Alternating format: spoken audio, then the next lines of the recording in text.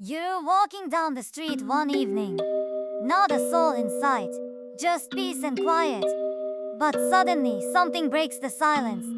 You hear a strange sound. Teke teke, teke teke, teke teke. You turn around and see a woman approaching, but she's crawling on the ground. As she gets closer, you realize she's missing the bottom half of her body. This thing is charging at you faster and faster, closing the gap. Your body is paralyzed with shock for a second, but now you can move again. Too late. You notice the phantom is holding something, a scythe. As you try to run, she cuts you in half. It's over. Your last thoughts are, what just happened? And what is that thing? Well, that thing is Teke Teke, one of Japan's most famous urban legends.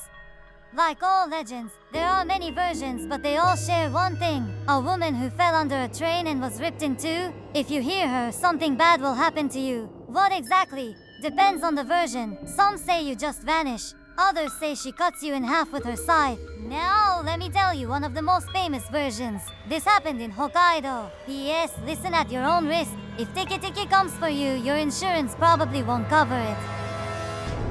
In the years after World War II, an office worker in Muoran, Hokkaido, was assaulted and raped by American soldiers.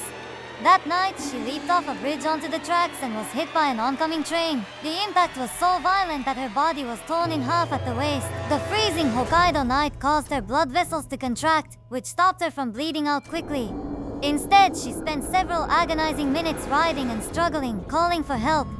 She crawled all the way to a train station where an attendant saw her. Instead of trying to help, the attendant just covered her with a plastic tarp. She died a slow, agonizing death. After her death, she turned into a vengeful spirit searching for her legs. Now stay calm. Even if you listen to this and Teke Teke shows up, you still have a chance to survive. Well, depending on the version, but whatever. You just have to answer her questions correctly. Where are my legs? At the Mishin station. Who told you that?